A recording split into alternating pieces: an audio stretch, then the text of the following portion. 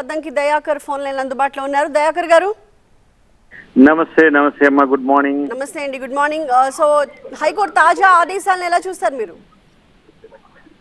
High court ఆదేశాలను గౌరవించాల్సిన అవసరం ఉంది.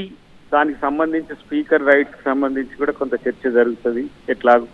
కాకపోతే అది రాజ్యాంగాన్ని కాదని, రాజ్యాంగాన్ని మించి స్పీకర్ పోలేడు కాబట్టి రేపు తన నిర్ణయం, తనకు కూడా విచక్షణాధికారం ఉంటుంది, దాన్ని బట్టి స్పందించే అవకాశం ఉంది. అఫ్ కోర్స్ వీళ్ళు కొంత ఫోర్స్ఫుల్ గా అనే దానికంటే కూడా కొంత ప్రయత్నం తొందరగానే చేసింది అనుకోండి.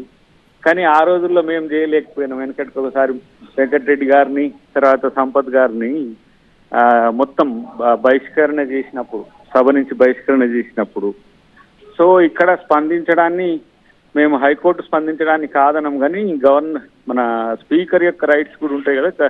స్పీకర్ కూడా క్వాసి జ్యుడిషియరీ కాబట్టి వాళ్ళిద్దరి మధ్య ఏం జరుగుతుందో చూద్దాం. బట్ డిఫెక్షన్ సంబంధించిన అంశంలో కాంగ్రెస్ పార్టీ హైకోర్టు యొక్క ఆలోచనను తీసుకుంటుంది అనేది మాత్రం పార్టీగా చెప్తున్నాం. ప్రభుత్వంగా గతంలో జరిగిన వాటి మీద కూడా రివ్యూ జరగాల్సిన అవసరం ఉంటుంది. కేవలం పార్టీలో చేరినంత మాత్రాన్ని మొత్తం అనర్హత వేటో లేకపోతే వాళ్ళను ఏదో పక్కన పెట్టాలనే ఉద్దేశం ఏదైతే ఉందో దాని మీద కొంచెం నిపుణులతో కలిసి మాట్లాడిన తర్వాతనే పార్టీ నిర్ణయం తీసుకుంటుంది. ఏదేమైనా ఈరోజు పార్టీల మార్పు అనే దాని మీద మాత్రం దేశవ్యాప్తంగా చర్చ జరుగుతుంది. ఈ పార్టీలో గెలిచి ఆ పార్టీలో పోయి అక్కడ మంత్రులు అవుతున్న వారి విషయంలో గతంలో కూడా చర్చ జరిగింది, ఇప్పుడు కూడా చర్చ జరుగుతుంది. గతంలో చేసిన వాళ్ళే కోర్టుకు పోవడం అనేది మాత్రం దొంగ. ఎగ్జాక్ట్లీ మీరు పర్సనలీ ఏమనుకుంటారండి? ఒక పార్టీ బీఫామ్ మీద గెలిచిన తర్వాత మళ్ళీ ఇంకొక పార్టీ అధికారంలోకి వచ్చిందని ఆ పార్టీలోకి వెళ్ళడాన్ని మీరు పర్సనల్ ఎథికల్ గా అది కరెక్ట్ అనుకుంటున్నారా? నేను వ్యక్తిగతంగా అసలు ఒక పార్టీలో ఉన్న వాళ్ళు ఇంకో పార్టీకి పోవడాన్ని వ్యతిరేకిస్తా. ఒకవేళ అట్నే అనుకుంటే అద్దంకి దాకా ఈ పార్టీకి 2-3 పార్టీలు మారుతుండే. కాబట్టి ఏ పార్టీ గుర్తు మీద గెలిచిండ్రో ఆ పార్టీతోనే ఉండాల్సిన అవసరం ఉంటుంది. ఒకవేళ ఇష్టం లేకపోతే ఆ పార్టీకి పూర్తిగా రాజీనామా చేసి, ఆ పార్టీతో లబ్ధి పొందిన పదవికి రాజీనామా చేసి ఫ్రెష్ గా ఇంకో పార్టీలో చేర్చే హక్కు రాజ్యాంగంలో ఉంది. వ్యక్తిగతంగా కూడా నీకున్న హక్కు అది.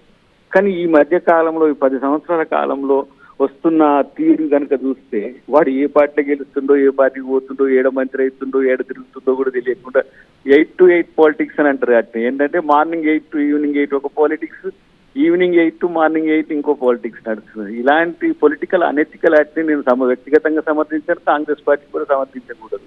బట్ వేరాజ్ గతంలో మొత్తంగా సిఎల్పిని, టీడీఎల్పిని, మళ్ళీ బట్టి గారు పక్ష నేతగా ఉన్నప్పుడు సిఎల్పిని మొత్తం తీసి పక్ష నేత తీసుకుపోయి ఎంఐఎంకి ఇచ్చేసింది కేసీఆర్.